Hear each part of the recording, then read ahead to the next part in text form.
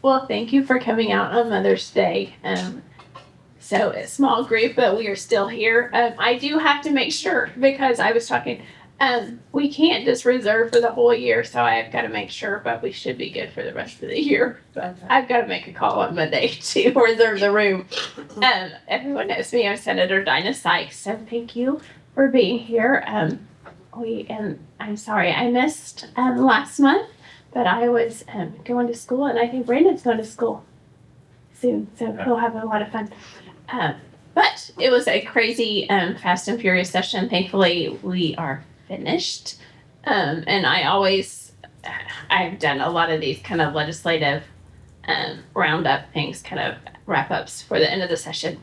And I always have to look, okay, what did we do that was good? Because I feel like during the session, it's like playing whack-a-mole constantly. And even when you have those little wins throughout the time, you're like going to the next thing. So I have been kind of thinking back over the last month of what we did do. And I think one of them was the PBM reform, pharmacy benefit management. So the middleman, and really pulling back the curtain to find what is happening, because we've seen in other states that there's this vertical integration that your insurance company owns the PBM, who then owns the pharmacy. So they're funneling and paying top dollar to pharmacies that are owned by insurance, and then not even doing reimbursement that covers the cost of the prescriptions to the mom and pops, our local small businesses. So I am very excited about this, that we're going to put in the structure. The current insurance commissioner, Vicki Schmidt, is putting in that kind of that staffing and structure for that. But hopefully I will be serving as insurance commissioner to really hold insurance companies accountable to that. You will. Thank you. We're making, but very excited about that. I'm trying to think. I've had a couple others. I don't know. The budget was a mess, but we should have fully funded our schools and kind of extended the sunset on the school funding formula, because that is set to expire. And I would say, LCC, our Legislative Coordinating Council, we are meeting monthly. And Brandon and I are still trying to hold the supermajority accountable. And this last week, we had a meeting, and they were trying to push through a no bid contract. And it may be the right thing to do, but I was like, we need to have an RFP. Like, we want to make sure that we are spending taxpayer dollars best. And I was actually pleased. Brandon always has my back, and I always have his back. But the other Republicans in the committee were like, we actually agree with the minority leader, and we should be doing this. And so it was really good to see kind of like level heads actually kind of looking for that. So I look forward to your questions, but I will pass it on to the others. And I have been campaigning, so I may or may not be here next month, because my campaign manager tells me where to go, and then I just go. But he wants it. You get it. I get it. Hi, everyone, and happy Mother's Day to those for all the mamas of the kids and the four-leggeds. I've got fur babies, so yeah, I think we covered a lot last month, right, Joellen? Where about we covered a whole lot. I went to Denver to attend a conference that has to do with the community, the CCBHCs, the community based clinics of there for mental health, and so we had 26 community mental health centers, and they still are, because they're licensed as CCMHCs, all the letters. So they're still licensed at that, but now they're going to be certified as a community-based health clinic, which means they get federal funding, but also not only is the federal funding really good for them, but the requirements in order to get that final certification, you have to do a lot of interaction with primary care. And before, it was difficult. If you worked at a community mental health center and you had, let's say you had a client with schizophrenia, really hard. I mean, it probably took a miracle just to get them into your clinic as it is, and to accept services, especially if the person was previously homeless. But to go and see a primary care provider, you're asking way too much, but they have to have agreements with primary care providers. And so it does bring much more of a holistic help for people. And there's other services that have to be in place, all the crisis services, crisis stabilization centers for both adults and kids. And so there's a lot that is put into it. Those are federal requirements. And so I felt like I needed to know a little bit more of that, because some of the concerns or issues about those mental health centers come through Health and Human Services Committee. And as a matter of fact, there is a push to bring about an interim committee that is going to scrutinize the funding of the CCBHCs. And they don't have an understanding. 2 people were asked to also, there were 3 of us asked to go to this conference. I was the only one that went. The other 2 are Republicans, and who have a major say-so in all of this. They did not go. So there's that. But it was really good. It was very worthwhile to go. There were like 5,000 people there, and it was unbelievable. So the thing that I didn't know was that we have 26 community mental health centers, but now we have 25. And it's because there was the adult services and the kid services in Topeka were separated. And in most mental health centers, they're combined. So they have now combined. They changed their name to Astra. And so now it's adult and kid services. So there's 25 now of them.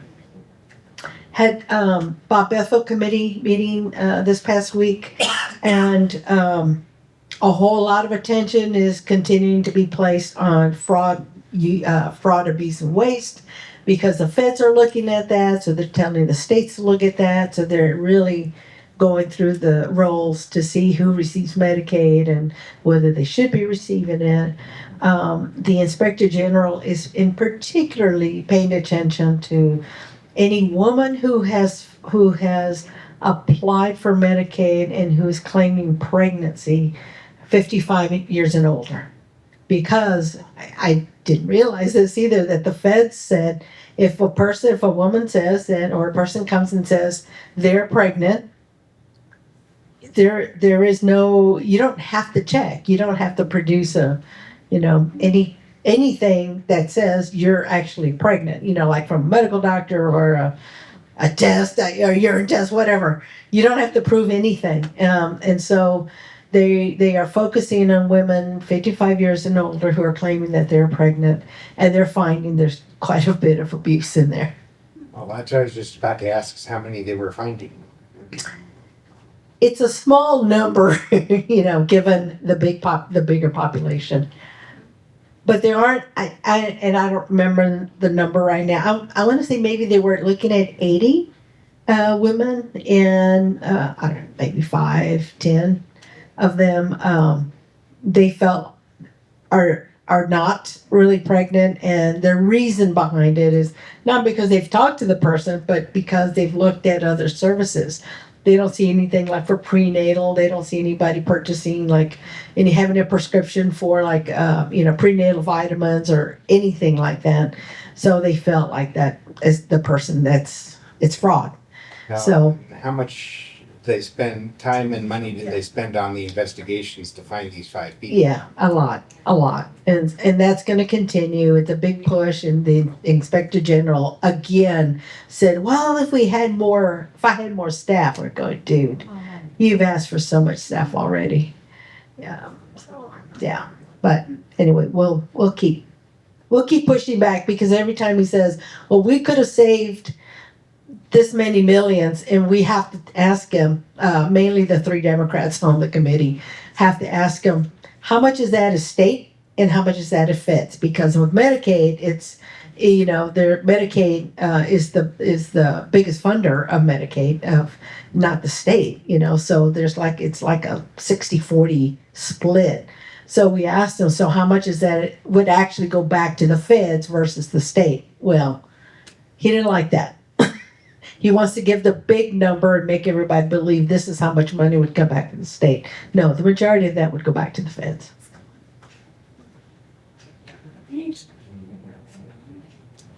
Good afternoon. Thanks for being out here today.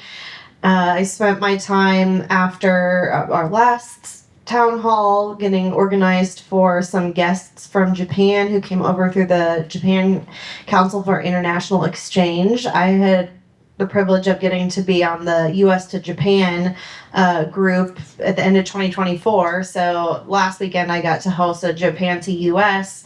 Delegation and got to show them around Lenexa, Johnson County, Topeka, and Lawrence, and they had so much fun and decided that Kansas was their favorite leg. Even they said even more than DC. So I was feeling very proud. The community really rallied around getting all these things organized. It was me just asking people to lend a hand and open up their facilities for them. Yeah.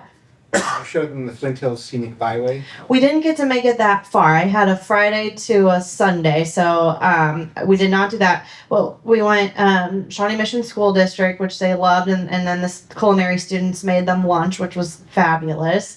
And we did Panasonic and Johnson County Emergency Management, which ended up being a great choice because they were immediately asking me all about tornadoes when they got here. So I was really glad that was one of our stops. And then the City Council and City of Lenexa hosted a progressive dinner with all the vendors here, the merchants up in the public market, and my fellow ACYPL alumni joined us. It was really fun. We did a Brown v. Board and a Capitol tour. And then they did the Allen Field House on Sunday and got to shop around Lawrence, and they all had tons of packages. So it was really fun and just proud to get to show that off and put Kansas on on the world stage. So they were very, very impressed with our state, and because everybody after they visited DC and Maryland are like, why are you going to Kansas? So I was like, they loved it here. It was really fun. And now I'm just really focusing on what is going on with our elections because of everything happening in the South, and voting rights really just withering away before our eyes. It's something I'm concerned about, and I'm going to keep encouraging everyone to check their voter registration and encourage your friends and family to do so. Just seems very hard to watch. I'm not going to say hard to believe, because after touring Brown v. Board and seeing a lot of these same tactics throughout our history, it's not really surprising, but it is shocking to have it happening before my eyes in my lifetime. So everyone hang in there till the midterms. And one of my friends in Mississippi, I was like, let me know if I need a road trip down with backups, if we need to start organizing, because that's really what it takes, is when all sorts of different groups of people come together and just stop this stuff. So we haven't had, Brandon and Dinah can talk about this more, we haven't had our interims approved yet, but I already got a request for my House Committee on Government Oversight for August, which has not been approved. So apparently we're looking for dates. I don't know what it's going to be about, but I hope that my minority leader friends will vote no for that. For that committee. Thanks. No pressure. You got really red. Hi, everyone. Representative Brandon Woodard from the 108th District, Lenexa, Olathe, and Overland Park. I don't think I've been here all year, so sorry. But I continue to do my my first Saturday coffee listening sessions as well. So, but excited to join you all here. Ditto to a lot of what's already been said. On the point of the interim committees, we'll have to divide the question because they are all approved in one fell swoop. And luckily, because we are nearing the filing deadline on June 1st, we are mad dashing, crisscrossing the state. My staff, our team, our political team are literally phone banking in the places that we don't have. The average House race, the average House cycle, we have about 90 candidates in 90 unique districts. We're already almost there. And so this will be one of the times that we get as close to 125 districts as we can. It'll be the most folks that we've had on the ballot since 2016, when the moderate Republicans flipped 30 seats in the primaries and Democrats flipped 12 seats in the House and 1 in the Senate. So we're seeing momentum we've not seen since then.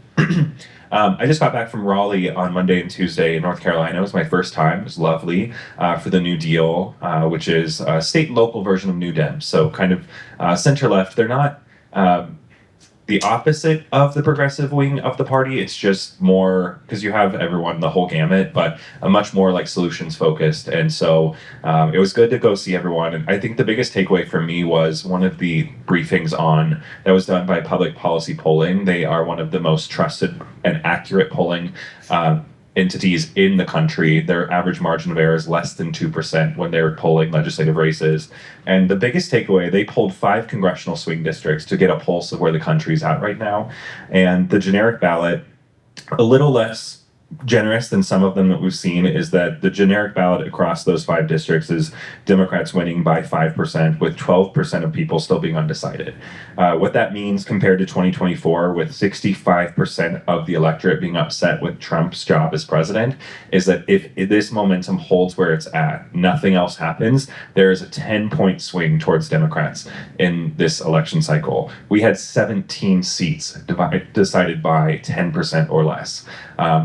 The most seats we've actually won in the last 3 decades is the 12 seats we won in 2016. So we're looking at a momentous shift like that once again. Of that, the folks that, I think the biggest takeaway is people still don't trust Democrats. They still, by 2%, think that Democrats are more extreme than Republicans on most issues. However, that's 42 to 40%. But the biggest takeaway is that there are people who voted for Donald Trump 3 times that are refusing to vote for Republicans this cycle. And so our job, I know this is bipartisan, it's a town hall, but our job as the Democratic leader and as those of us that are running for office that want to just make the case for why the supermajority has failed to deliver on what they've promised. Democrats can deliver. That's what happens. That's how we got PBM reform, because we went to Republicans to chip away from them. We went to the freshman Republicans to say, there are 37 of us, and I know there's 88 Republicans, but we only need 26 of you to break away from leadership. And when you do that, you have more power than the speaker. And we were able to successfully do that. So successfully that the speaker shut down the legislature early because he was mad that we were going to push through 340B reform. We didn't get that over the finish line, but I do believe there's an interim committee coming for that will address that. The other takeaways from that poll, 43% of the people said that they're falling behind versus 13% saying they've gotten ahead with Donald Trump's policies. 43% rate the economy as poor, 40% say they're dissatisfied with the economy, 68% say they're somewhat or very dissatisfied. And so the biggest takeaway from that for us as candidates running to go ask people to vote for us is that these are folks who are not Team Democrat, they're not Team Blue, but they are Team someone get shit done for me. And I think we've recruited candidates across the state in these really vulnerable Republican districts that are people who are community rooted. Just this week, we had Brenda Bandy file in Manhattan. She is a retiring executive director of the Kansas Breastfeeding Coalition. She has been an advocate for childcare access, affordability her entire career.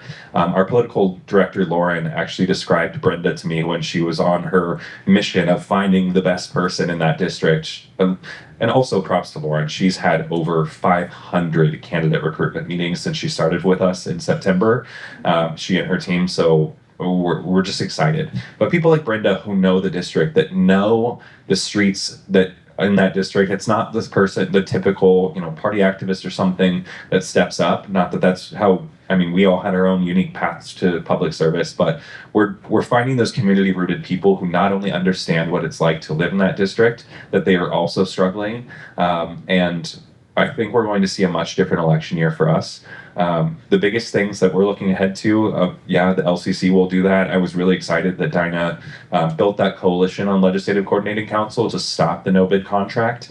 We actually also were able to go around leadership to hire a new Legislative Administrative Services Director. There was kind of a little plan baked in that the Speaker and the outgoing director made.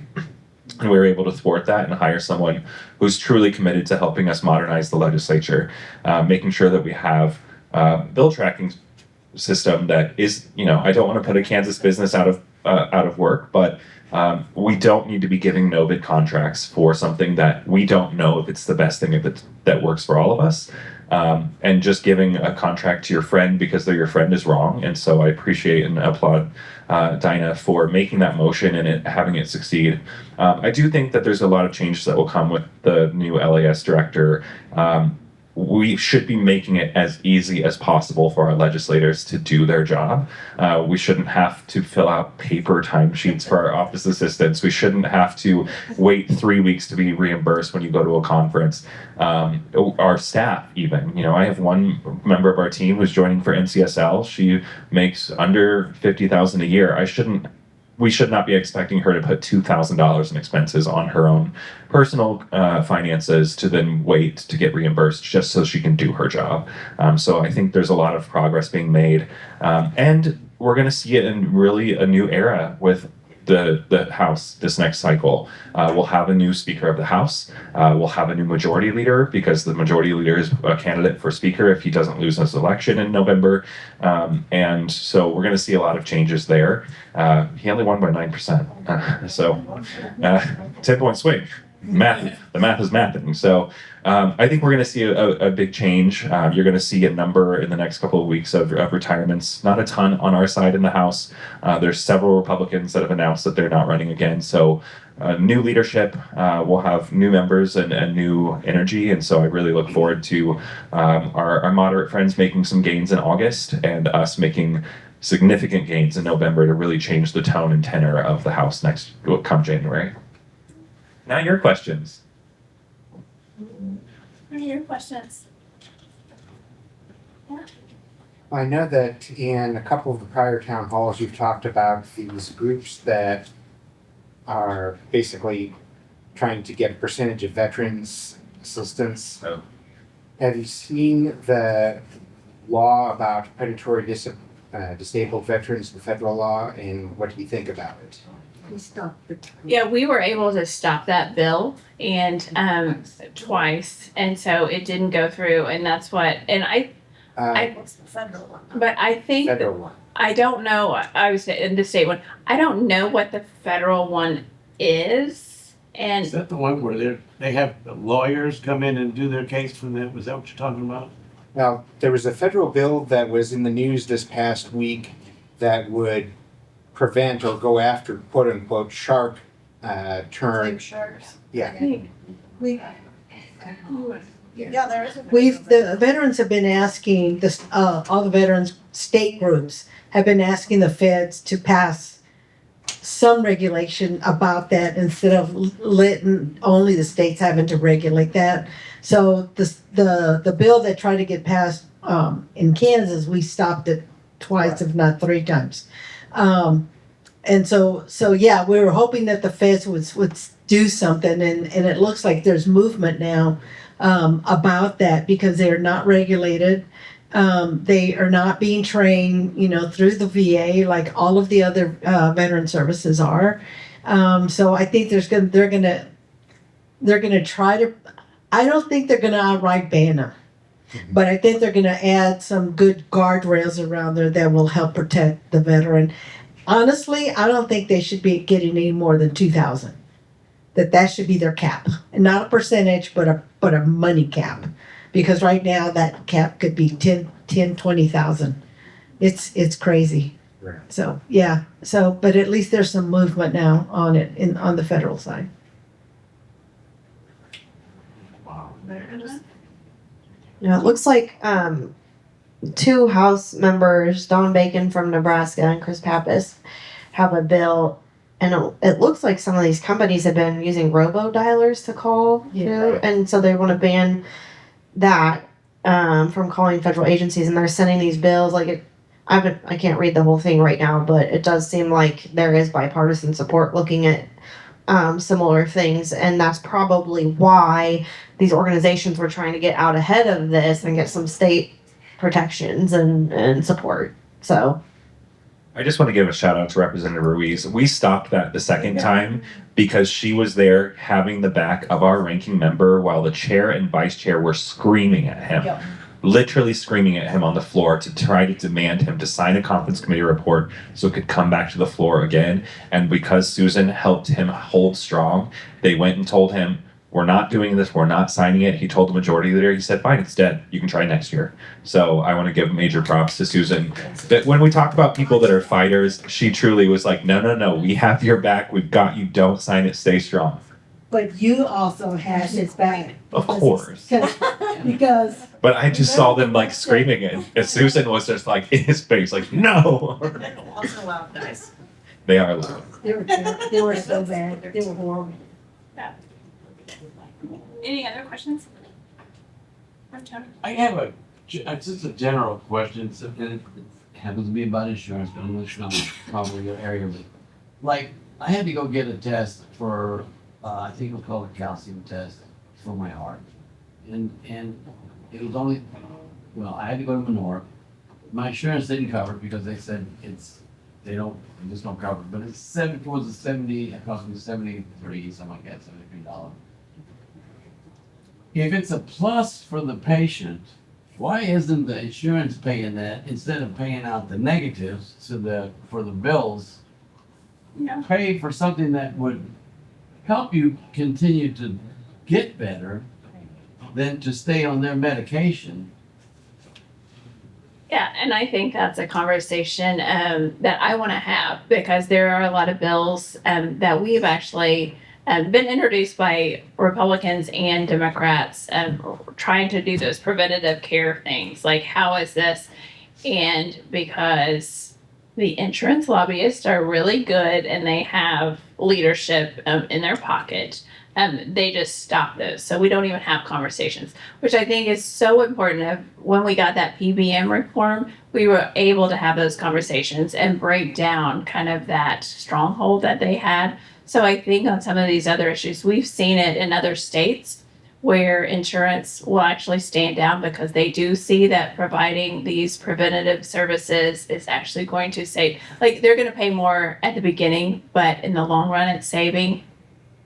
We currently don't have enough people who are trying to bring them to the table to have those conversations.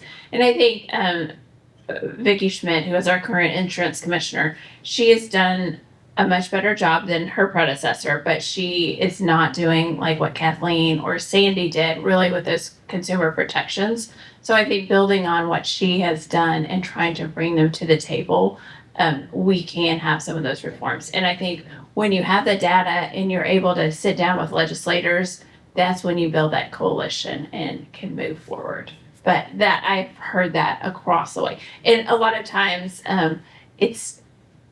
it feels like they're just saying no. And then if you are the squeaky wheel who's calling and saying why, then they're going to pay it for you. But you shouldn't have to do that as a Kansas because you signed up for these policies and you're looking for that. If you appeal it, you might win. Yeah. So that was another one that I had to take, another test, and it cost me like, I think it was like $50 or something like that. Yep. And I kind of questioned them. It's not that why? I mean, I've got Plan F, I've got all of them, and so it doesn't make any sense. And then I'm obviously looking for another Plan F, and they asked me for my zip code, and everything just shoots back up. You know, they come out with $150, and they go, oh no, it's going to cost you $260 because of your zip code, and I'm thinking. Yeah. The doctors are no different from my zip code than in any other zip code. Yeah. You find a doctor just where you go with, so then I finally have a nephew that's an insurance agent in Dallas, and he says, I can get you a plan for about $100 for his plan out. It's the same thing. And I think USAA just kind of gets a little thinking that, hey, we're just going to charge you more. Yeah. So Well, and that's so the NAIC, the National Association of Insurance Commissioners, is actually in Kansas City. And that's one of the things that I have talked to them, and they're like, I know we would love to be able to do more education in Kansas to help people as they're looking at these. What are the questions to ask? How do you advocate for yourself? So I think that is something that I would want to implement. But we have that resource like literally right in our backyard. Yeah, speaking along those lines, is there any movement towards trying to get a more, how to put this, more universal way of comparing plans like on the marketplace? Because I know the times that I've had to go on the marketplace to pick up a plan, it's been very, very confusing. And while there are some places where you can get like a checklist of saying plan X, plan Y, plan Z, and the list of things that they cover, but there's no explanation for what this actually means. So that is something that I want to implement, and like looking at how it has been done in the past, but how can we move forward? So there are those options. We have just not implemented those across the board. So if you have conversation, you said this is the national? So National Association of Insurance Commissioners. Right It's here. right here in Kansas City. Wow. Yeah.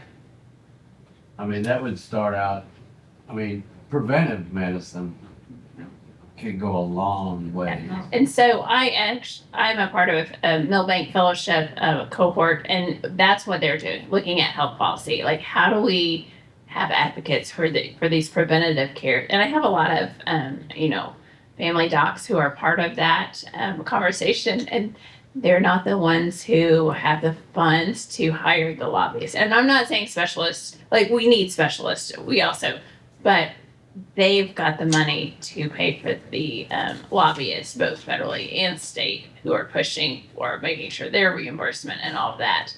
Where if we really shifted back to looking at primary care and all of these preventative and making sure we're getting routine checkups and all of that, which, that's why every single one of us here has supported Medicaid expansion, because we know that those people who are caught in the gap they don't have the finances. They're waiting until that crisis point, and then they're going to the ER, which is the most expensive way. So I can say that on a lot of things like childcare. I think so many times our state, we pick the most expensive way to fund something instead of the logical best approach, because when we don't invest in early childhood, when we don't invest in healthcare and all of these preventative, we're going to pay for it in the long run, whether it's corrections, whether it's more and reimbursed funds for our hospitals.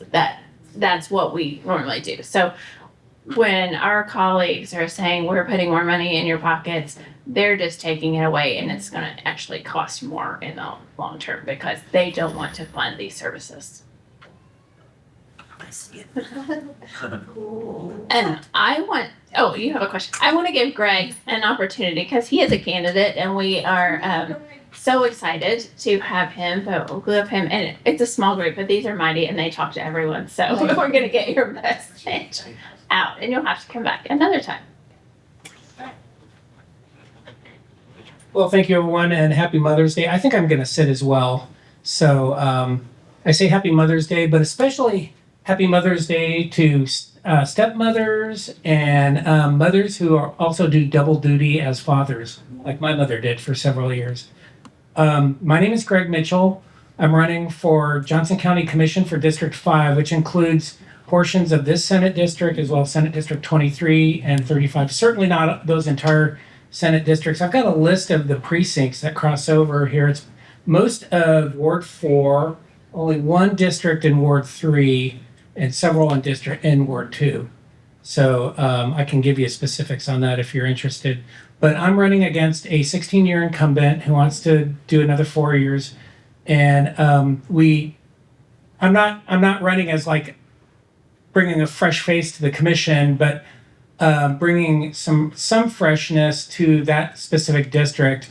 And I think I'm coming from a perspective of someone who's experienced, but not sitting on the board forever and ever. I think there's a problem with that. See a lot of that in Johnson County. I ran for Water 1 several years ago against a 20-plus year incumbent who is also my state senator, and I beat him. And I thought that was great. That was good for the water board, too. They needed some people who had some experiences and could offer a lot, but hadn't necessarily been on the board for a long time. So I think that's what I'm going to add to the board is experience, but a fresh perspective on some of the issues affecting the board. The things that I'm most interested in is making Johnson County a little bit more affordable for younger folks. Like, for instance, my two stepdaughters who are in their 20s. They're married. They and their husbands work. They have good jobs and they can afford to live in Johnson County. And also for aging people who have built this county and done a lot of things to make this county what it is and are finding it difficult to remain here. So those are a couple of things I'm interested in. I'm interested in smart economic development. I'm not opposed to incentives when they make sense, but I think we need to ask serious questions about what the true costs are for projects in this county. And I'll come clean. If someone came to me and they wanted to set up a data center somewhere in Johnson County, I'd be asking a lot of really serious questions about their energy consumption and water usage. So it's not that I would be an automatic yes or an automatic no on anything, but I'm going to ask serious questions about that kind of stuff. So those are just a few things I'm interested in. I'd appreciate your support. Of course, I'm looking for volunteers, people who want to host yard signs, and of course, I could use some money. These campaigns are not cheap, and I'm not particularly well funded at this point. We're getting kind of a fresh start right now. So my website is www.mitchellforjoco. Is that right? Yes, it is. And my my email address is greg.mitchellforjoco@gmail.com. So I'd appreciate your support. And thank you. Any questions? Did you have a question, Joey? My question, since we could be on the cusp of another crisis as far as something similar to COVID, following that along, please refresh my memory. There was some really awful stuff we thought that the Republicans passed through about what the governor can and can't do.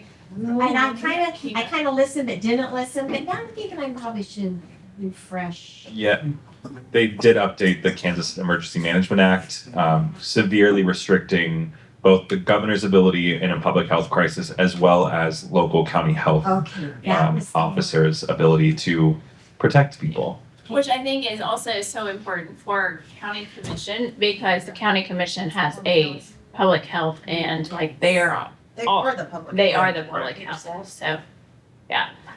I think there are some workarounds, but the hands have been severely. I was just going to say that stuff about the ability for county health and state health officials is bad. That's very bad that they've had their abilities restricted. But don't worry about the antivirus stuff. Oh. Because I used to work in the pest control industry for a pest control distributor, and so I was part of the last, or at least very closely watching the last antivirus panic or last antivirus outbreak. And it's something that only really happens if you are like a pest control operator who goes into a place that's really heavily littered with rodent droppings and stir up a lot of dust and breathe in that dust. So sorry for being indelicate, but that's that's fine. It just sometimes there's so much in the Kansas legislature, and some of it, it was kind of dredging up old hard feelings about masks or no masks and all of that, and I kind of shut it down a little in my brain, and this just perked it back up. So I was speaking Friday at a lunch and I wore a mask because of my face for this removal, and I was like, I have not been on a cruise ship. I am not contagious. But it was very funny because everyone was like, why are you wearing a mask? You're like, Yeah. I zoomed in on the picture. I was like, is this from COVID? I was like, are they using an old photo? No, it was new. antivirus is one of the easiest things to justify a mask for, because like I said, the way you pick it up 99% of the time is by breathing in dust that's contaminated with it. So I was on a call with Senator Slotkins and her team. But if you don't watch her on social media, she did a really good job. There is so much going on in society right now, and we can all get overwhelmed. And I loved it because she was like, I just watched inappropriate television. And I'm not going to tell you what it is, but whatever you have to watch to keep yourself going, because don't give up. And I think it's so important because we do have amazing candidates out there in the primary and in August, and we need to make sure that we're not just like sitting at home and feeling kind of like we can't do anything, because there are amazing candidates that you can get behind, whether it's donating, knocking doors, helping spread the word. So do whatever you need to like make sure that you're okay, whether that's, but like don't give up, because we are all very optimistic up here, and we need to make sure that everyone else is optimistic. So take care of yourself, whatever manner that is, even if it's smutty TV. Along the same lines, can you talk a little bit about the constitutional Oh, amendments? that's what I was just Oh, gonna yeah. say. Building on what we're talking about with the U.S. Supreme Court and then state courts on these maps and how they're looking at getting rid of predominantly black districts. Look at how important our Supreme Court is, and this goes on every issue that we've education, abortion rights, just everything that comes before the courts. I'm starting to see the vote no signs pop up. We can get those at Johnson County Democratic office, and be sure to talk to people about this. And if you do have extra time to volunteer, getting out the vote for the primary is going to be really important, and reminding people why they need to vote no, because I think it's great that they're using the same branding from our previous vote no, so hopefully people will just resonate with them if they didn't take the time to do their homework when this ballot question comes up on their primary. But it's definitely important that we get people to turn out and vote in August. So on that, also, so our Supreme Court Justice Larkin Walsh, who is our most recent appointee, she actually, if you have not, you can go to the Supreme Court, their website, and watch her speech when she was sworn into office. And it is amazing. And she talks about really the process she had to go through and how rigorous it was. And we want that merit base. We still have a vote because there is that retention vote, but I don't think any of us know like the questions to ask. And I will say that even so, we have they're in the process of trying to appoint another Supreme Court justice, and you actually have access to this. You can look and you can watch those interviews, and because it is available, there's like normally 5 people who watch it, but it is something that you can be a part of and experience.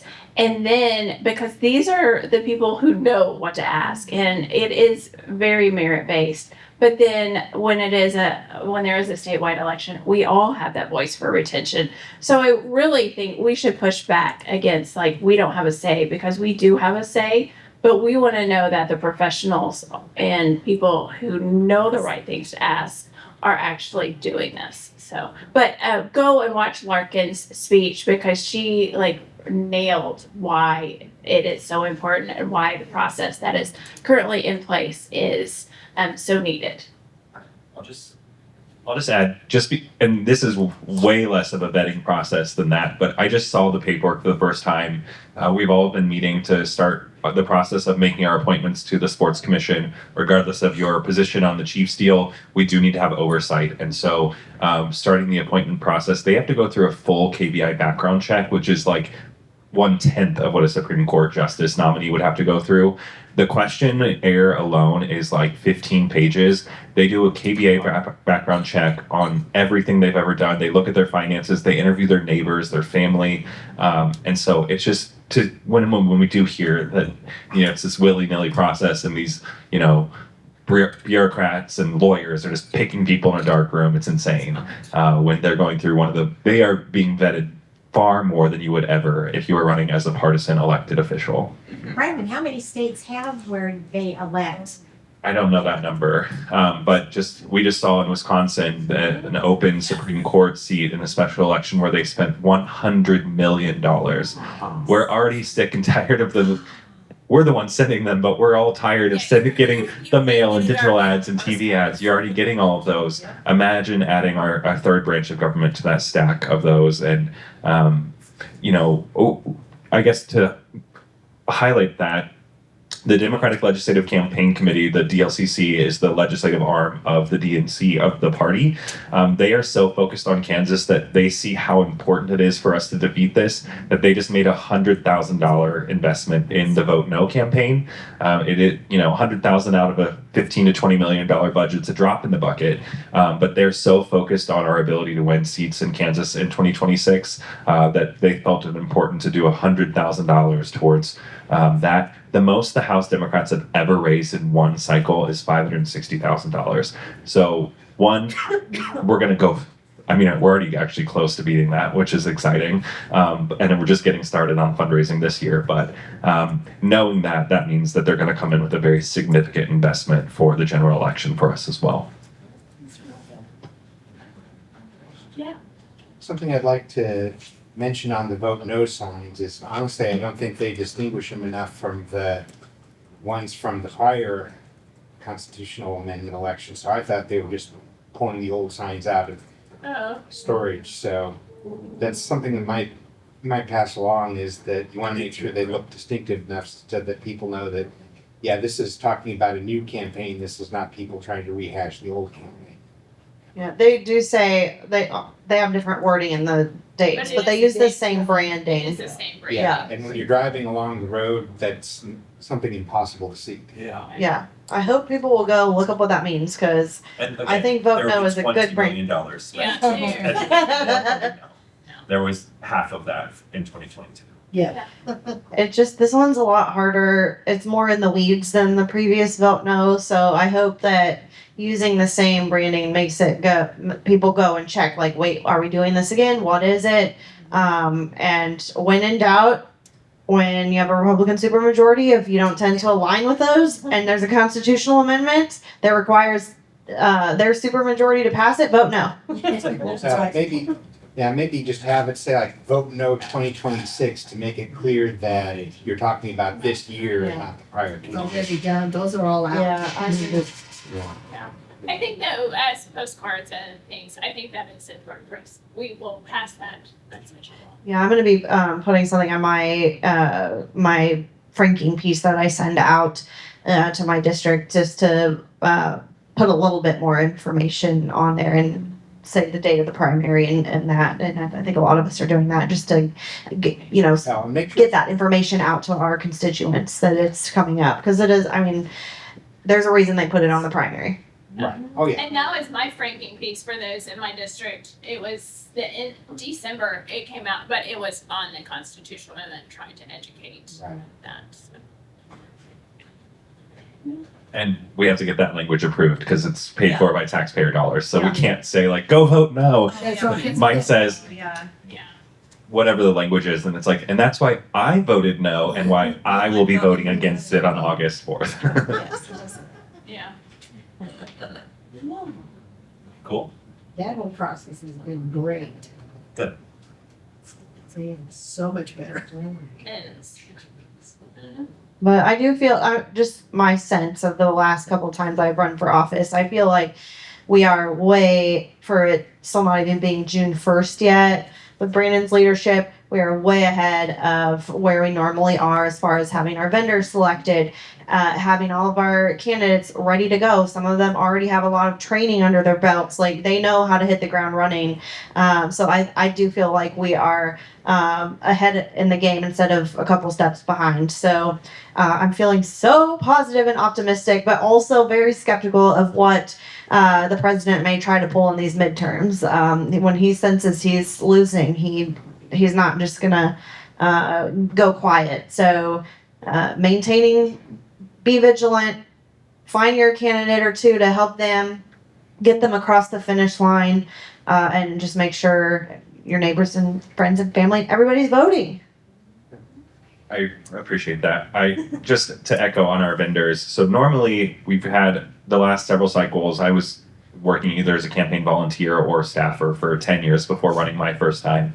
And we would oftentimes elect minority leaders that were there focused on governing, which is part of the job, but they weren't focused on the campaign side. And so we started our RFP process last summer for our digital vendors, our mail firm, all these folks, because typically we've had people, they're like, oh wait, it's an election year, let's do this. At that point, all the top people who are the most professional in this industry are already taken. And so you get whoever's left. So we did a national search. I think we had 25 proposals for mail firms, 26 for digital. Do you guys remember the 2018 primary, the Emily's List ad of Ruiz as an MMA fighter? That is our TV and digital vendor. We are going to define our candidates and define the Republicans early on.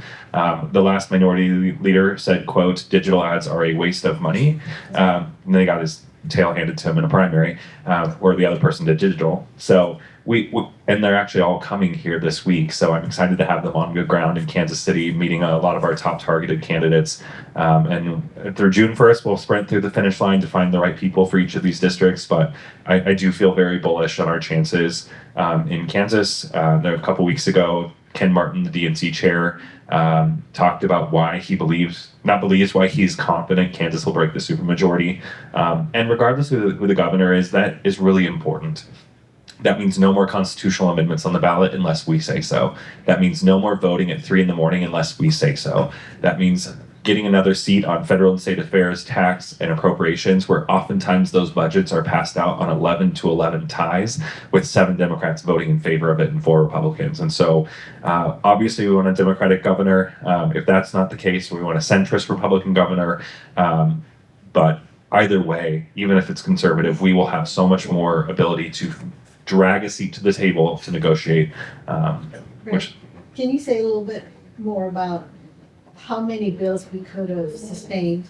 Yeah. If we just had 2. Yeah, if we had, I don't have the numbers in front of me, but the bathroom bill passed by 1 or 2 votes. Getting rid of the 3-day grace period passed by 1 vote. This constitutional amendment on electing the Supreme Court instead of the current system passed by exactly 1 vote. And we did not break the supermajority, so the 5 seats we needed, by 568 votes total. We lost a seat in Olathe by 107 votes. We lost the Senate seat in Leavenworth. Out of 32,000 votes cast, he lost by 31 votes.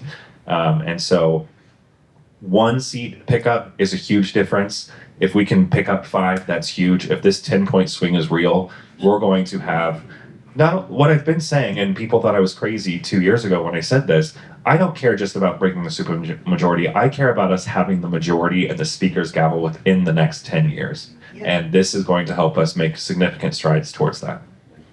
I'd say, and I'm the only one who served under a Republican governor, but I think when you have that working coalition, it is also really important because I am optimistic. I want a Democrat in the governor's office, but if not, I think you will see some fractions in the Republican Party because they've been against our Democratic governor just because of that. But there's a little different tension when you have a Republican in there. And so it is so important to make sure that you have break that supermajority in the House, because then it's going to give, those Republicans who fall in line on these that they don't really want to, some more courage to stand up. And I think the other thing that I think was so important this year was we were protecting the Dreamers and making sure that they were able to keep in-state tuition. We've had that for over 20 years. And it was, you had Republicans who were really, they were fighting Kobach on this. They were fighting their leadership. And they stood with us. And we were able to make sure that, I think was it 2,000 students or 6? I don't know. Over the time, it's not a huge number. And most of these are going to community college because they're working full time and they don't get any other scholarships. They get nothing else. And we offer in-state tuition to people from Texas, Arkansas, our surrounding states. And these are our Kansas kids who have been in our high schools for at least 3 years. They're on the path to citizenship. So again, I think this is so important, making sure that we build those coalitions. And so I am very optimistic about the House. So, right? Yes. Last question. So following up on talking about or worrying about what might happen with presidential action in the midterms or whatever. Something I would like to put in a pitch for or emphasize is election workers. We need election workers. We, talk to people who you know and see if they are willing to become election workers. Because that's a very important line of defense there. Yeah.